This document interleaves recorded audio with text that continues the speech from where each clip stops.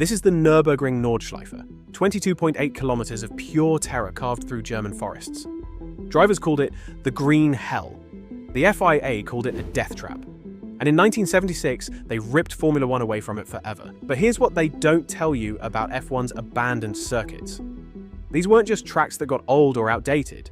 These were legendary battlegrounds that became too dangerous, too expensive, or too politically inconvenient for the sport's sanitized modern era. From Belgium's Forest Cathedral to South Africa's Speed Palace, 10 iconic circuits that once defined Formula One now sit empty, forgotten, or butchered beyond recognition. Each one tells the same brutal story. When a track becomes legendary, F1 finds a way to kill it. By the end of this video, you'll understand why modern F1 traded its soul for safety barriers and corporate hospitality suites.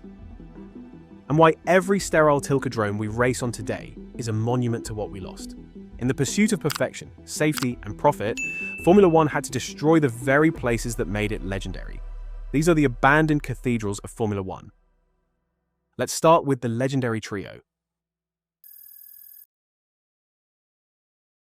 The original Spa-Francorchamps layout wasn't just a circuit, it was a 14.1-kilometer journey through hell that began as a bet between two Belgian aristocrats. In 1922, Jules de Thiers and Henri Langlois van Offem were arguing about who had the faster car.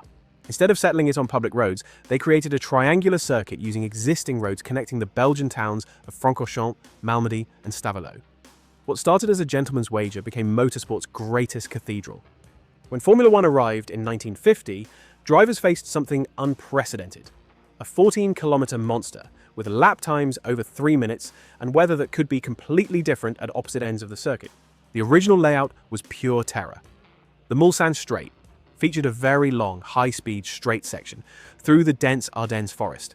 Drivers hit over 180 miles per hour with stone walls and farmhouses inches from the track edge. Bournonville, Malmedy, Stavelot, these weren't just corners, they were death traps disguised as racing turns. Jim Clark owned this place, winning 4 times between 1962 and 1965. His 1963 victory was pure artistry, lapping the entire field in treacherous conditions while others crashed or gave up. For Jackie Stewart, Spa was a different kind of challenge. In 1965, he finished a stunning second as a rookie, but the following year, a horrific crash at the Master Kink nearly killed him, and it was his own fellow drivers who rescued him from the wreckage. It was this moment that started his career-long crusade for safety, but the track's impossible length became its death sentence. By the 1970s, safety marshals couldn't effectively cover 14 kilometers. When François Sévère died at Watkins Glen in 1973 and multiple drivers were killed at other long circuits, the FIA demanded change. The 1970 Belgian Grand Prix was the last at the full circuit. Pedro Rodriguez won, but it would be the final time F1 raced on the complete 14-kilometer layout. Drivers boycotted the track for safety reasons, and F1 moved to Zolder from 1971 to 1978 before returning to a shortened, neutered Spa in 1979. If Spa was poetry, the Nürburgring Nordschleife was a 22.8-kilometer nightmare that became motorsport's ultimate proving ground. Built in the 1920s with Gustav Eichler as the lead architect and other engineers, the Nordschleife was designed to showcase German engineering prowess and provide employment during economic hardship. It cost 14 million Reichsmarks and was the most expensive racing circuit built at that time. The track wasn't just long, it was geographically impossible. At least 150 corners, 300 meters of elevation change, and sections with names that struck fear into drivers' hearts. Flugplatz, airport, where cars literally became airborne. Schwedenkreuz, Swedish cross, a blind crest at over 120 miles per hour. And the carousel, a banked concrete bowl that could destroy suspensions.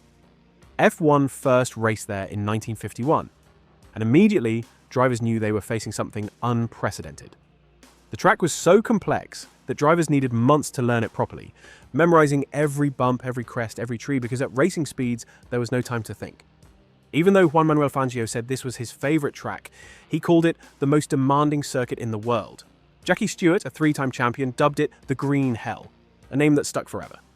Even Stewart, who would later advocate for safety, admitted the Nordschleife was the ultimate test of man and machine. In 1957, Fangio delivered perhaps the greatest drive in F1 history, making up a 48-second deficit in the final 10 laps to win the German Grand Prix. In 1968, Jackie Stewart won by over 4 minutes in fog so thick he couldn't see the track edges. But it was Niki Lauda who sealed the track's fate. August 1st, 1976, second lap of the German Grand Prix. His Ferrari snapped sideways at Bergwerk corner, hit the barriers, and exploded into flames. The car bounced back onto the racing line, and Lauda was trapped in the cockpit for nearly a minute, breathing toxic fumes as his helmet melted to his skull. When they pulled him out, his face was destroyed, his lungs seared, and Formula One had its wake-up call. The race continued. James Hunt won, but the real story was Lauda's miraculous survival and his return just 6 weeks later, racing at Monza with bandages still covering his burns. The 1976 German Grand Prix was the last F1 race at the full Nordschleife. It was declared too dangerous for modern F1, and the German Grand Prix moved to Hockenheimring from 1977 to 1984 before returning to the Nürburgring's new, shorter GP Strecke in 1985. The greatest test in motorsport was sentenced to death by the safety committee. The original Hockenheimring was born from tragedy and became a 6.8-kilometer speed cathedral that defined an era of Formula One. Built in 1932 as a circuit for motorcycle racing, the track was rebuilt in 1965 into a layout unlike anything in motorsport. Two massive straights blasting through dense German forests, connected by chicanes and ending in a stadium section that could hold 100,000 screaming fans. The track's design was revolutionary and terrifying. The long forest straights, collectively known as the Ostschleife and Westschleife, was defined by its multiple long straights through the forest, with drivers hitting 217 miles per hour while threading between trees at 200 miles per hour closing speeds. This became Ayrton Senna's personal playground. He won 3 times at Hockenheimring, 1988, 1989, and 1990. His 1988 performance was dominant, finishing 13.6 seconds ahead of second place Alain Prost. Senna's surgical precision was perfect for the forest straights, long flat-out sections where the slightest mistake meant hitting trees at terminal velocity. But the most haunting moment came on April 7, 1968. Two-time F1 world champion Jim Clark was competing in a minor Formula 2 race, a warm-up for the season. On a damp track, his car inexplicably veered off the long forest straight and smashed broadside into the trees at over 150 miles per hour. He was killed instantly. The death of the sport's greatest star was a wake-up call. The following year, Hockenheimring underwent a major safety upgrade, adding barriers and 2 new chicanes to slow the cars down. Clark's ghost haunted the circuit forever, a monument to the ultimate price of speed. The final nail came from Bernie Ecclestone's business revolution. Shorter tracks meant more spectators could see more action, generating higher TV revenues and corporate hospitality income. By 2002, Hermann Tilke had butchered the cathedral. The forest sections were gone, the track shortened to 4.5 kilometers, and runoff zones replaced the trees that had made it legendary. They kept the stadium section but stripped away the character that made Hockenheimring special. But the forgotten circuits weren't all impossibly long Tilke-dromes. Some were just pure, raw racing. Next, let's talk about the rapid-fire legends. Brands Hatch, a name synonymous with British motorsport, began in 1926 as a grass track for cyclists. A group of local cyclists, with permission from the landowner, shaped the natural amphitheatre on Brands Farm into a crude circuit. Within a few years, motorcyclists had also discovered the track, laying out a 3/4-mile anti-clockwise circuit in the valley. The circuit was later paved in 1950, and promoter John Webb helped elevate Brands Hatch to the world stage. The 2.4-mile Grand Prix circuit climbed and dove through natural terrain, with corners like Paddock Hill Bend, a dramatic downhill plunge that separated brave drivers from cautious ones, and Druid's Hairpin, where races were won and lost. The 1964 season saw one of F1's closest championship battles. John Surtees ultimately won the title with 40 points, clinching the championship by a single point over Graham Hill. The championship was decided at the final race in Mexico, making Surtees the only man to win world championships on both 2 wheels and 4, but politics killed Brands Hatch.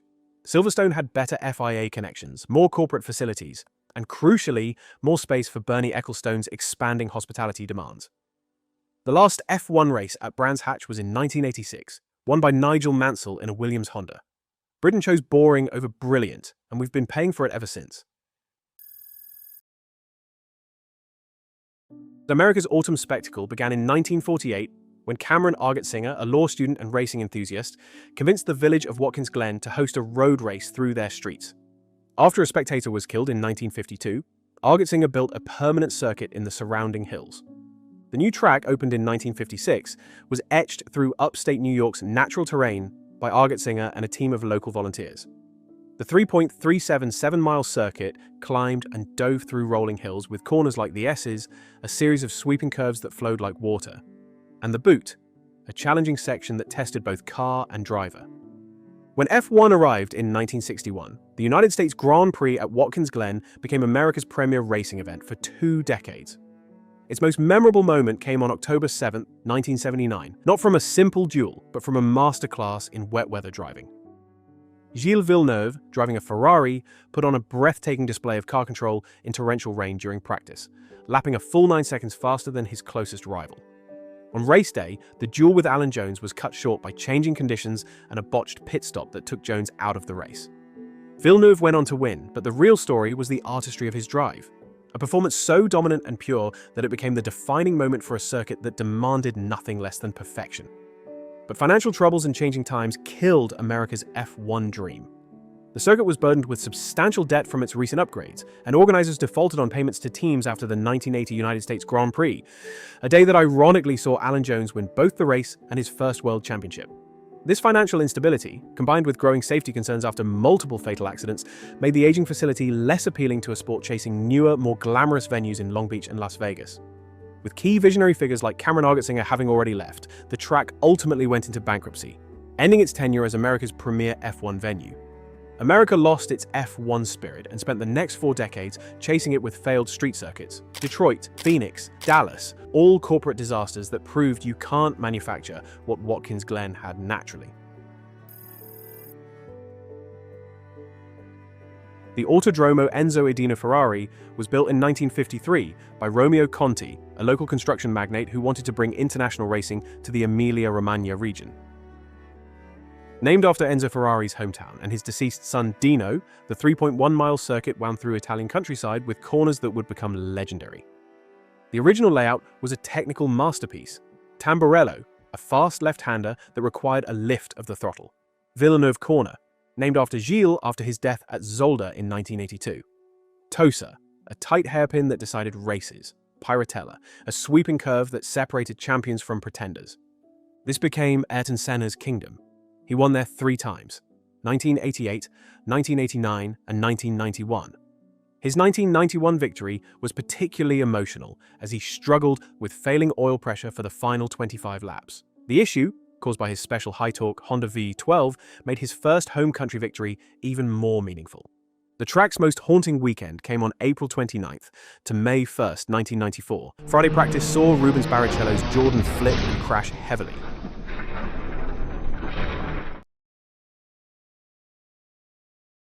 Saturday qualifying was worse. Roland Ratzenberger's Simtek hit the wall at Villeneuve Corner at 190 miles per hour, killing him instantly. Sunday brought the unthinkable. On lap 7, Senna's Williams left the track at Tamburello at 190 miles per hour, hitting the concrete barrier that killed him instantly. The race was stopped, restarted, and won by Michael Schumacher, but nobody cared about the result. Those deaths changed everything. Tamburello was neutered with a chicane, Villeneuve was slowed with another chicane, and the circuit that had tested legends became a shadow of itself. Imola continued to host F1, but the track that made Senna was gone forever. Austria's original Speed Palace was born from the vision of John Hugenholtz, the Dutch circuit designer who created some of motorsport's greatest venues. Built in 1969 in the Styrian Mountains, the Österreichring was designed as the ultimate high-speed test. The 5.9-kilometer circuit was carved through alpine terrain at 2,200 feet above sea level, where thin air meant less downforce and more sliding. Hugenholtz's design featured no chicanes, no artificial slow sections, just sweeping curves at 186 miles per hour with the Austrian Alps as a backdrop. This was Niki Lauda's home track, and he made it his personal playground. The Austrian delivered an emotional home victory in 1984, which remains the only time an Austrian has won the Austrian Grand Prix. The following year, it was Lauda's teammate Alain Prost who took the win. The 1987 race saw an average speed of 150 miles per hour, setting a record at the time. But that speed came with a deadly price. The 1987 Austrian Grand Prix saw a horrific multi-car accident when a wheel came off one car and struck another, causing a chain reaction that injured several drivers.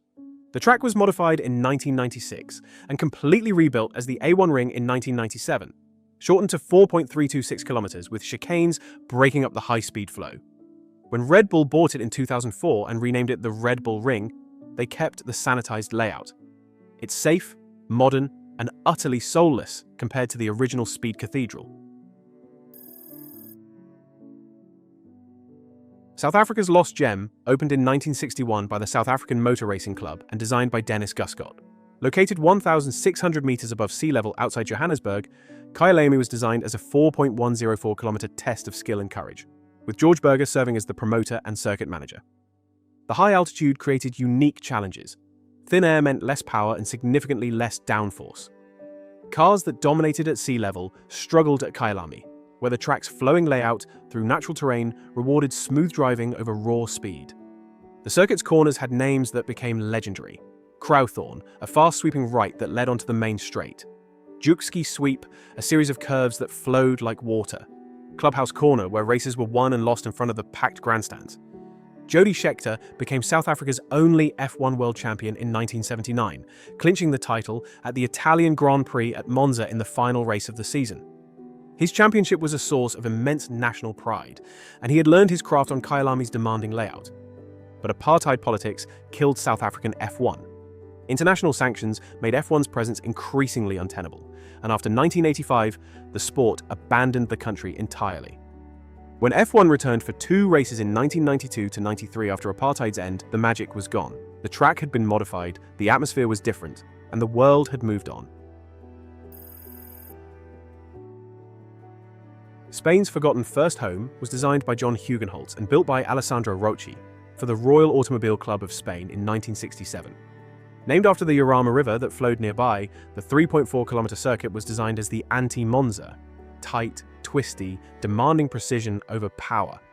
The track featured many corners that flowed through the Spanish countryside, creating a layout that rewarded car balance and driver skill. Unlike the high-speed circuits dominating F1 at the time, Jarama was about finding the perfect line, not just pressing the throttle. The track's defining moment came on June 21, 1981, in what many consider the greatest defensive drive in F1 history. Gilles Villeneuve's Ferrari was clearly slower than the rivals behind him, but for 69 laps, he held off a train of 4 faster cars through pure racecraft.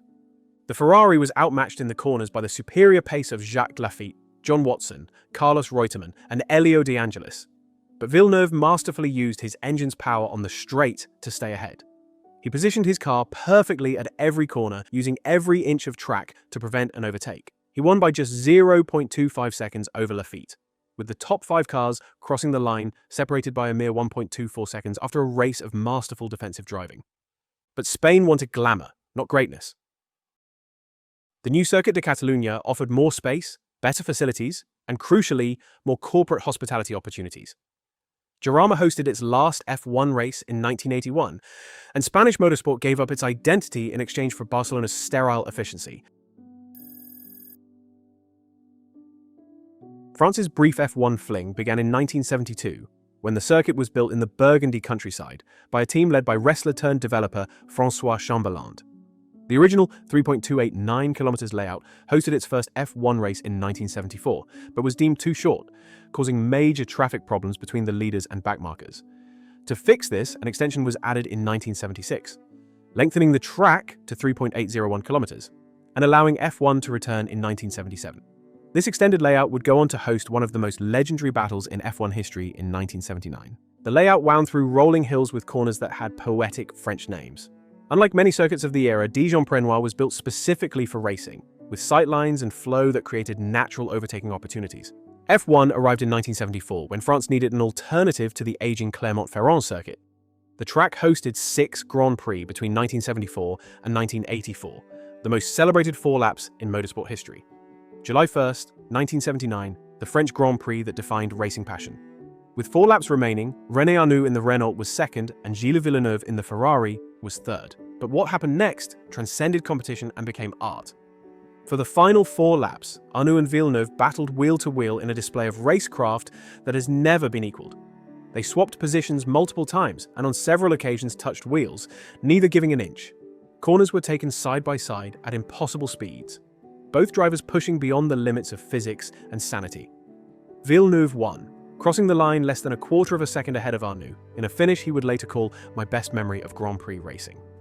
The footage of their battle is still used to explain what racing should be: pure, uncompromising, beautiful.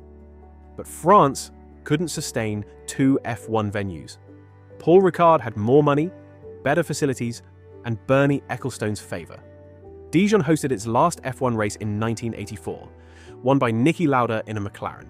The track had more character, better racing, and the greatest 4 laps in F1 history. But money won, as it always does in Formula One.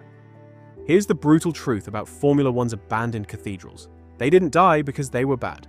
They died because they were too good at being dangerous, too expensive to maintain, or too inconvenient for the sport's corporate evolution. Every modern circuit is designed by Hermann Tilke or his disciples. Wide runoff zones, predictable corners, corporate hospitality suites with perfect sight lines. They're safe, profitable, and utterly forgettable. The tracks we lost? They were carved from the landscape by visionaries like John Hugenholtz, Gustav Eichler, and Jules Détier, men who understood that great circuits test the limits of men, not just cars. They were built in eras when safety was secondary to spectacle, when character mattered more than corporate convenience. These circuits demanded everything from drivers, skill, courage, and acceptance that one mistake could be your last. They created legends because legends require risk. The Nordschleife made Jackie Stewart a safety crusader. Spa's original layout forged Jim Clark's genius. Hockenheimring's forest straights showcased Senna's surgical precision. But the sport evolved. Safety became paramount after too many deaths. Corporate money demanded predictable, controllable environments. Television required circuits that looked good on camera and provided consistent racing. We traded character for safety, spirit for sanitization. And while modern F1 is undeniably safer, it's also undeniably smaller. The tracks that forged champions are gone. The heroes they made are irreplaceable. Today's drivers are incredibly skilled, but they'll never face the tests that created Stewart, Clark, Fangio, or Senna. They'll never experience the pure terror of threading through trees at 200 miles per hour or the satisfaction of mastering a circuit that could kill them. 10 legendary circuits, 10 different deaths. One sport that chose survival over soul. These abandoned cathedrals remind us that Formula One wasn't always a corporate playground designed by committees and sanitized for television. It was once a proving ground where ordinary men became immortal and extraordinary tracks became graveyards for the unprepared. From Spa's Forest Cathedral to the Nordschleife's Green Hell, each of these circuits had something modern F1 lacks: the ability to separate legends from pretenders through pure, uncompromising challenge. If you believe F1's greatest circuits deserve to be remembered, hit that like button. Drop a comment telling us which abandoned track you'd resurrect if you could, and whether you'd have the courage to race on it. And subscribe because we're just getting started digging into the buried history that made Formula One legendary.